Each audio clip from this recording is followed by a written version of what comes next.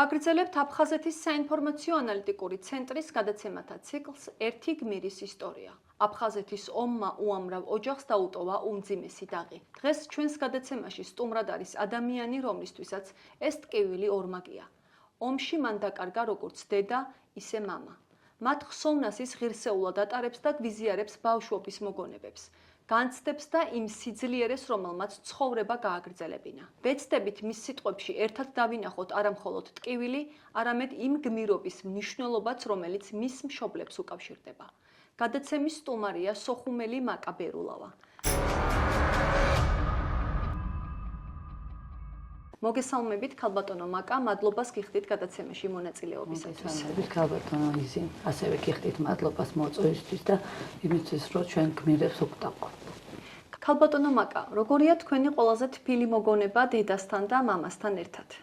ყველაზე თბილი მოგონება იმ სახლში, აფხაზეთში, აფხაზეთის რაიონის სოფელ თავისუფლებაში, ერთ პატარა ლამაზ სახლში გატარებული ბავშვობაა 6 წლამდე.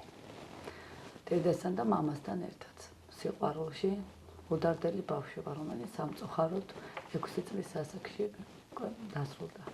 რომელი თვისება ან საქციელი დაგამახსოვრდათ მათი, რაც ახლაც გახსენდებათ?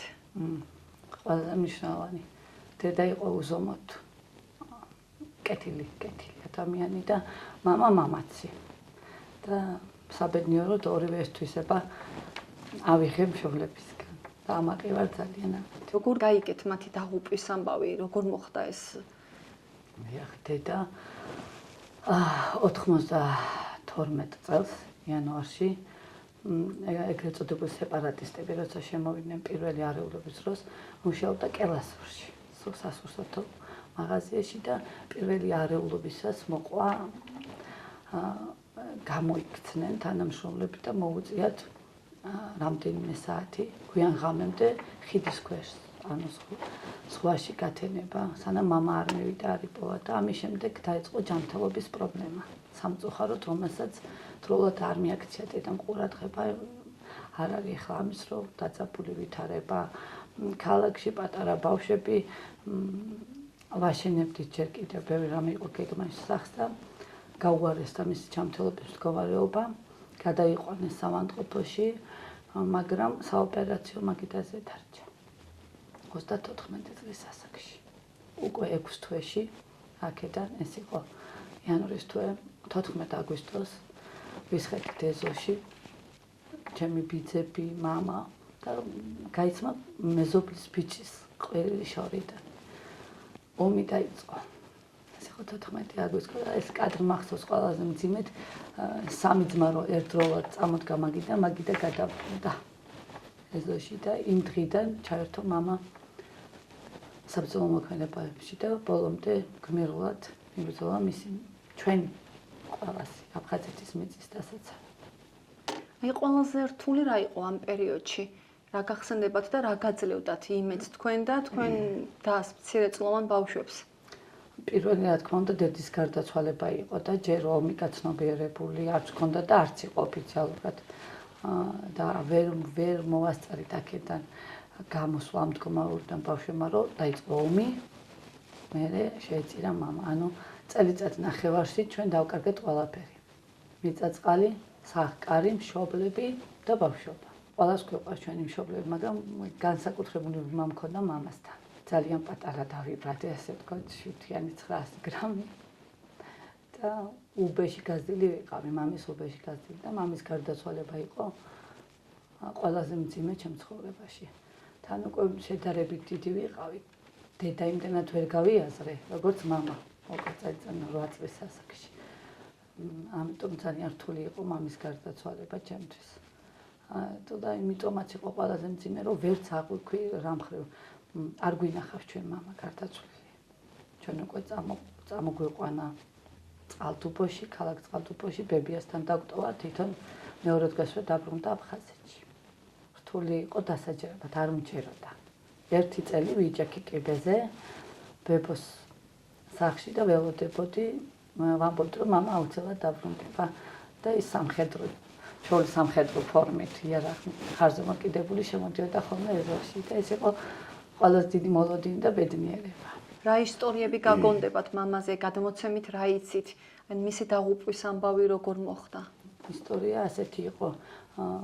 მამა ხშირად ჩამოდიოდა, მაინც ახერხებდა სოხუმიდან წყალტუბოში, რომ ვენახეთ ჩვენ. როცა ამის შესაძლებლობა ჰქონდა, თუნდაც ერთი დღით და მოდიოდა ჩვენთან და ერთ-ერთი ვიზიტის დროს იყო ასეთი ძალიან ისეთი დარდიანი იყო და შევეკითხეთ, რომ მაშინ აღნიშნა, რომ ძმათა ომი ძალიან რთულია მისთვის და მოგვიყვა ესეთი რაღაც ისტორია, რაც შემორჩა მეხსიერებას. ერთ-ერთი შეტაკების დროს საპირისპირო მხარეს აღმოაჩინა ნაცნობის სახე, აფხაზი ბიჭის, რომელთან ერთადაც სუფრასთან იყო ნამყოფი და გაუჭირდა ვერესროლა და დახვიჭა თვალები. მოლოდინით თუ გამიმეტებს, ჯარისკაცი ვარ, ვიბრძვი და ბუნებრივი გარდაუვალი სიკვდილით დადგა ისეთი, მაგრამ ვერც იმ აფხაზმა ვერ გაისროლა. ერთმანეთს აარიდეს თვალი, ასე ვთქვათ. 23 ბრიგადის მერვე ბატალიონში მსახურობდა მამა. პირველი დღიდან ირიცხებოდა იქ და შემდეგ უკვე 93 წლის 13 ივლისს იაშტუხის მიმართულებით, კამანის მიმართულებით ერთ-ერთი შეტაკების დროს სეპარატისტების, ჩეჩნების, ბაგრამიანის ბატალიონის შებრძოლების დროს გმირულად დაეცა ბრძოლის ველზე. ჭურმის ნამსხვრმა ეგრეთ წოდებულმა იმსხვერპლა წააცალა თავი მამას. და შემდეგ უკვე პრეზიდენტის ბრძანებით სალომე ზურაბიშვილის პრეზიდენტობის დროს მოხდა დაჯილდოება სიკვდილის მერე დაჯილდოებულია ვახტანგ გორგაძის მეორე ხარისხის მედლით. მადლიერი ვარ, რთულია, მაგრამ დიდი პატივია და ამაყი ვარ, რომ ვარ გმირიშვილი. ერთ-ერთი გმირიშვილი იმ მრავალი ბიჭების. ფაქტიურად მთელი ოჯახი გამოდის დაზარალებული, მაგრამ ეს ფაქტია. ჩვენ აღარ ვიყავით უკვე აფხაზეთში, მამას წამოყვანილი ვიყავდით, მაგრამ არ დატოვა, რა თქმა უნდა, სახლი ბებიამ და ბაბუამ და ერთ-ერთი შეტევის დროს დაეცა ჭურვი ჩვენ სახლს, რა დროსაც ბებომ დაიჭრა ორივე, ბაბუაც და ბებიაც, ეგრეთ წოდებული ასკოლკების შედეგად ბებომ დაკარგა თვალი. თვალი დაკარგა ბებომ, შემდეგ ისინიც გადმოვიდნენ დევნილებად წყალტუბოში, ჩვენ ვიცხოვრეთ 9 წელი წყალტუბოში, იმიტომ რომ მამის დედა წარმოშობით იყო წყალტუბოდან. ბაბუა მამა ჩემის წყლის თავზე ზუსტად რაღაც ეგრეთ წოდებულ წყლის თავის სუფრა როცა მზადდებოდა, ზუსტად იმ დღეს დაემართა ბაბუას გულის შეტევა. და მალევე გარდაიცვალა. ბებო წლების მერე ამ გამომდინარე აქედან რომ თვალი დაკარგული ქონდა, მეორე თვალწიც შეექმნა პრობლემა, სრულად დააბრმავდა, ვერ შეეგუა ამას, რომ ვიღაცის ხელის ატარებელი გახდა და ბებოც გარდაიცვალა. ასეთი დიდი ტკივილის შემდეგ, აი როგორ მოახერხეთ ცხოვრების გაგრძელება, აი რა გაძლიერებდათ? ყველაზე მეტად ალბათ გენეტიკური თვისებები პირველ რიგში. იმიტომ რომ დედას და მამაც ძალიან პატარა ასაკში წავიდნენ, დედა 34 წლის, მამა 36 წლის, მაგრამ ისე იცხოვრა, შეიძლება ზოგადად ცხოვროს 80-90 წელი და ვერ შეძლოს ის, რაც მათ შეძლეს და ეს გენეტიკა. და შემდეგ არ ვიცი, უფალი გაძლიერებს ამ დროს. აი თქვენ რა გესმოდათ პატარებს, თქვენს დას ბიძა გივლიდათ ხო გზდიდან? ყველაზე მეტად შემდეგ მამის გარდაცვალების შემდეგ მამა ჩემის ძმამ ვაჟა ბერუამა მაიღო თავზე. ჩვენ გავეზარდეთ როგორც საკუთარი შვილები თავის ერთადერთ შვილთან ერთად. ანუ მყავს ძმა ასევე, ესე ვთქვი, იმიტომ რომ ჩემი გამზრდელი ბიძის შვილი. და მან გვაჩუქა ძალიან კარგი ბავშვობა. ადვილად გადასატანი გახდა დევნილობას და ობლობას. საოცარ სიყვარულში და კარგ პირობებში გაგვიწია ამშობლობა ბიძიამ, ამიტომ ალბათ ამან გამოიწვია ის, რომ უფრო მსუბუქად გადავიტანეთ და სიძლიერეც, იმიტომ რომ რაღაც ადრეულ ასაკში გავაცნობიერე მე პირადად, რომ აღარ არის დედა, აღარ არის მამა, უნდა იყოს ძლიერი. ძლიერი და თუ შეიძლება მოგიყვებით ესეთ რაღაცას გითხარით, აღნიშნეთ, ახლა რომ ერთი წელი ვიჯექი კიბეზე და ველოდებოდი მამის მოსვლას. და არავინ არ მიკრძალავდა ამას და სიზმრად მოვიდა ზუსტად 1 წლის შემდეგ და სიზმარში შედგა ასეთი დიალოგი, ნუმელოდები, აღარ მოვა, მაგრამ ყოველთვის ვიქნები თქვენს გვერდით. და იმ დღის შემდეგ კიბეზე არ ჩამოვიჭრა. ამიტომ ისიც გავაცნობიერე, რომ არსებობს სამყარო, სადაც ცხოვრება რეალურად იქ არის და აქ დროებითი სტუმრები ვართ. როცა მათზე საუბრობთ, ტკივილთან ერთად აი ეს სიძლიერე და გმირობის ეს დიდი მაგალითი გაქვთ. ნუ გაგაძლიერათ ამან. აი თქვენ და თქვენი პატარა და რას საუბრობთ, როცა პატარები იყავით? ბავშვისთვის მაინც რთული საქმელია. რთული საქმელია, მაგრამ უკვე ასაკი რომ მოვიდა ისეთი, რომ ჩემ დას უჭირდა ყოველთვის ამაზე საუბარი. უფროსია ჩემი და პატარა, მე ვარ პატარა, თუმცა უჭირდა. და მე არა. მით უმეტეს აი შემდეგ ეს ომი როცა მოურჩა, მოიძიეს ინფორმაცია და შეგვატყობინეს, რომ საბუთები, რომ მამა არის გმირი და გმირთა მოედანზე უნდა მოხდეს ამის აღნიშვნა, ყველაზე მეტად ზუსტად მაშინ გავაცნობიერე. და არ ვიცი, მართლა დიდი ძალა და სიამაყე მოვიდა, რომ საამაყანამდე იყო გმირის შვილი, არის დიდი პატივი. როგორ წარმოგიდგენიათ თქვენ დღეს აფხაზებთან საუბარი და ეს დიალოგი? რთულია, მაგრამ აუცილებელია. ჩვენ უნდა მოусმენთ ერთმანეთს, შევუნდოთ ერთმანეთს, დავიბრუნოთ ერთმანეთი და დავიბრუნოთ ჩვენი აფხაზეთი. თანაცხოვრობდით ერთად რამდენიმე ეროვნების. ჩვენი სკოლა ჩემს სოფელში იყო ქართო-სომხური, ჩვენ ყავდა მეზობლები, აფხაზები, რა თქმა უნდა, სომხები, ბერძნები, არ ვიცი, მამა 4 ენა იცოდა.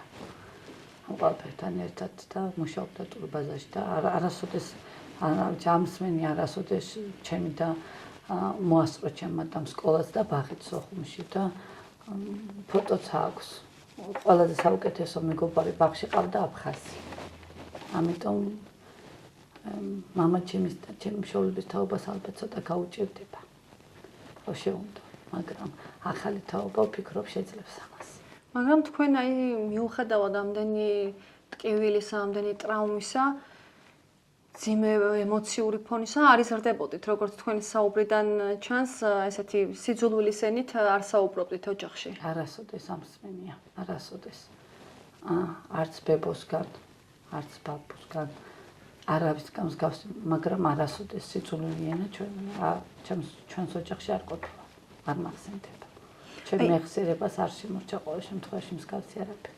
აი ბავშვობიდან დღემდე, აი როდის გადააფასეთ ეს მოვლენები, აი როდის გააცნობიერეთ რა მოხდა რეალურად, აი დღეს უკვე ჩამოყალიბებული აზრი გაქვთ და ისეთი დადებითი, რომ უნდა გავაგრძელოთ ცხოვრება აფხაზეთში ერთად. აი ყოველთვის ასე ფიქრობდით, აი როდის გადააფასეთ თქვენ ეს ფაქტები? აი პირველად როცა გმირთა მოედანთან დავდექი. სადაც ეს წარწერებია ჩვენი გმირი. ბიჭების ოქროს ასოებით დაწერილი, მათ შორის მინდა აღნიშნო. ვიცოდეთ რომ მარტო მამაჩემი არა ბევრი გმირია და არიან ესე თავისით რაღაც მიმალული გმირები იყო ნათლიაც ასევე ემსარ კიკალიშვილი, რომელიც გმირულად დაეცა აფხაზეთის ბრძოლაში და ესე გვერდი-გვერდარი წარწერა მამაჩემის და სულიერი მამის ნათლის და მაშინ მივხვდი პირველად რეალობა რაც იყო მძიმეა, მაგრამ მაინც ვთვლი რომ აუცილებლად მშვიდობიანად უნდა დავიბრუნოთ აფხაზეთი. დღეს რას უყვებით თქვენ შვილებს, დიშვილებს? როგორ უხასიათებთ, როგორი ბავშვობა მქონდაო და აი პირველი რა გაგონდებათ იმ კონფლიქტის პერიოდამდე? თქვენი სოხუმი როგორია? ჩემი სოხუმი არის ყველაზე ლამაზი ფერის. განსხვავებული სურნელი აქვს აფხაზეთს და ჩემ შვილებს ვეუბნები, რომ დედამიწის ზურგზე თუ სადმე შეიძლება სამეთხე ეწოდოს ეს აფხაზეთია. აუცილებლად უნდა იცოდნენ და იციან ჩემმა შვილებმა. საბუთიც აქვს და ბიჭი განსაკუთრებით ამბობს, რომ სოხუმელია. და ჩემ შვილებს ვეუბნები, რომ ღმერთმა ნოქნას, მაგრამ თუ ვერ მოხერხდა ჩემ ცხოვრებაში, სანამ ცოცხალი ვიქნები აფხაზეთში დაბრუნება, ჩემი შვილები აუცილებლად უნდა ჩავიდნენ აფხაზეთში. შეძლებენ და ჩვენს ნასახლარზე ერთი პატარა სახლი მაინც ააშენა და დარგო ხე. საფლავი იქ არის დედის, მამის. შესაძლებელია იცით ახლა თქვენ წითელი ჯვარის მეშვეობით გადმოსვენება, მაგრამ რაღაცა არ ჩავთვალეთ, ასე ვთქვათ, მე და ჩემთან საჭიროდ, იმიტომ რომ შეიძლება ჩემს ტური აზრია, მაგრამ თვლი რომ მამა ჩემის პრინციპების ხალატი იქნება. მოვაშორო იმ მიწას, რომელსაც თავი შესწირე. რას ეტყოდით დღეს თქვენს დედმამას, რომ საშუალება გქონდეთ? პირველ რიგში ვეტყოდი მადლობას. სიცოცხლისთვის, ყველაფრისთვის და იმისთვის, რომ ყოველთვის ამაყი ვარ, იმით რომ მათი შვილი ვარ. და სადაც არ უნდა მოვხვდე, ბერგა, საქართველოს სხვა კუთხეში ყოველთვის არის კომენტარი, რომ იცით თქვენ როგორი მშობლები ყავდათ, ამიტომ პირველ რიგში მადლობას ვიტყოდი. და იმას რომ ძალიან მომენატრე. თქვენ საუბარში უფრო ტკივილზე უფრო მეტად სიძლიერე ჭარბობს, ეს ძალიან დასაფასებელია და ესეთი აღსანიშნავი ფაქტია. არაფერს არ შეცვლი და ის რომ რაღაცა დაბოქმილი ან სხვანაირად მეფიქრა, იმიტომ რომ მიუხედავად ამდენი ტრაგედიისა, ღმერთმა ყველაზე ძვირფასი გვაჩუქა სიცოცხლე ჩვენ. აგვარი და ჭუბერის გზას. იმიტომ რომ მამამ ჩვენ ერთხელ გადმოგვიყვანა გემის მეშვეობით პირველად, მე თავის მიშვილები, ცერეწლოვანი, შემდეგ ეგრეთ წოდებული შერიგები, შემდეგ ისე ჩამოვიდა და წაგვიყვანა აფხაზეთში და უკვე ბოლო ეგრეთ წოდებული წითელი იკაროსი იყო რეისი წყალტუბოს სოხუმი, რომელსაც მამამ მოახერხა ჩაგვსვა და წამოვედი ჩვენ და ეს იყო ბოლო. შემდეგ უკვე იყო იმ უამრავი ადამიანისთვის ჭუბერის გზა და ჩვენ ამას ავწდით და ამ ყველაფერთან გამომდინარე ყოველთვის ვფიქრობ იმას, რომ რაღაცა რო არ ყოფილიყავი პოზიტიური, არ მეფიქრა პოზიტიურად, არ შეიძლება. იმიტომ რომ ადამიანი მაშინ შედგება, როცა ის მადლიერია. შემდგომ უკვე როცა გაიზარდეთ, თუ გქონდა თუ ან გააქვთ დღესაც ურთიერთობა მამის თანამებრძოლებთან, მეგობრებთან, რამე განსაკუთრებული ისტორია თუ აქვს თქვენთვის მოყოლილი? მადლობა ამ შეკითხვისთვის. არის ასეთი დიდებული ადამიანი ბატონი ჯემალ სვანიძე. ის არის მუდმივ კავშირზე, ასე ვთქვათ და დიდ მადლობა მინდა მას გადაუხადო თქვენი ეთერის მეშვეობით, რომ არასოდეს არ ვავიწყდებით მე და მისი მებრძოლები. კი, მაქვს ბატონ ჯემალთან, მასთანაც ყოფილ ვარ სტუმრად, იქ დახვდნენ მამას თანამებრძოლები და ყველაზე ისეთი ემოციური მომენტი, რაც დამამახსოვრდა, იყო რომ ბატონ ჯემალს ესე პატარა აფხაზეთი აქვს თავისთვის მოწყობილი კუთხე და ბუხარზე შევნიშნე ფოტო მამაჩემის უკანასკნელი ფოტო.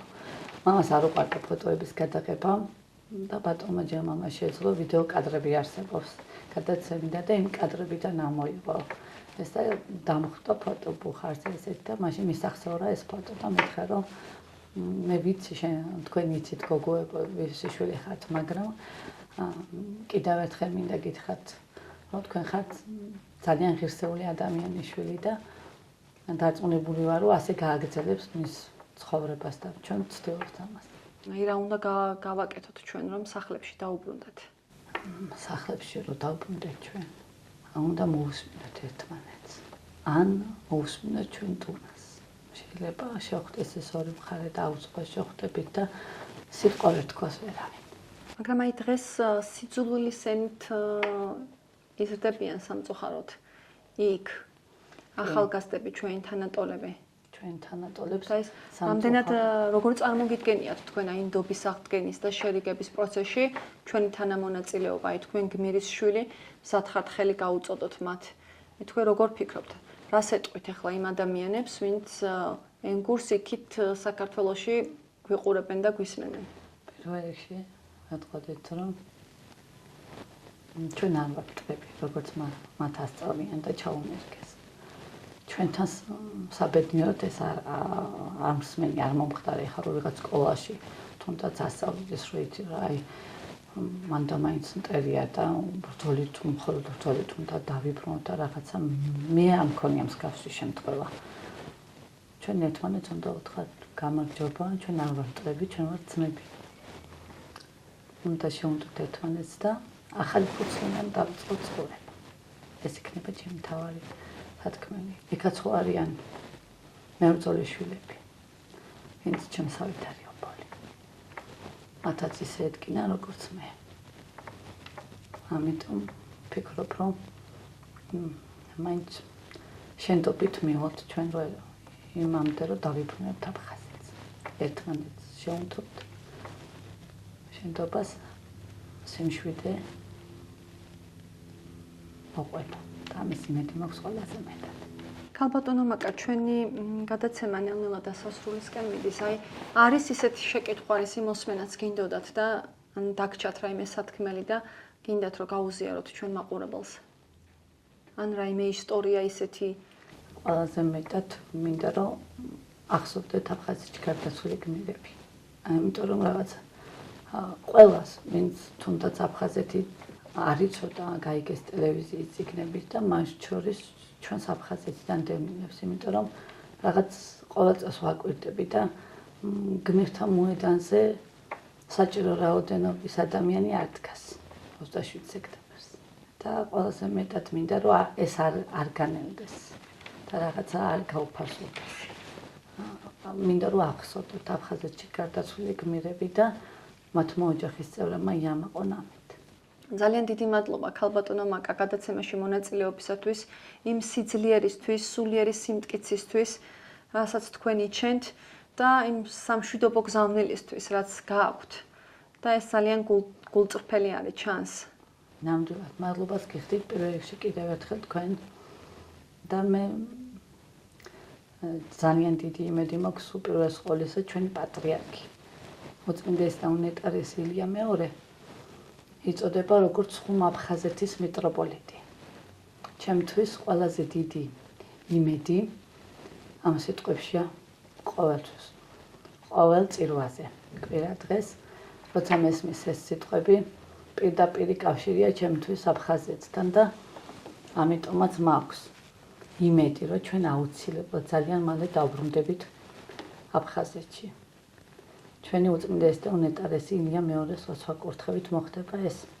ჩვენ მშვიდობით და სიყვარულით შევალთ აფხაზეთში. არ დაგიმალავთ, მოულოდნელი იყო ჩემთვის თქვენი ზარი და ვერ წარმოვიდგეთ რაოდენ სასიხარულო, იმიტომ რომ ძალიან მნიშვნელოვანია. ერთი გმირის ისტორიას შეუძლია შეცვალოს ძალიან ბევრი რამ.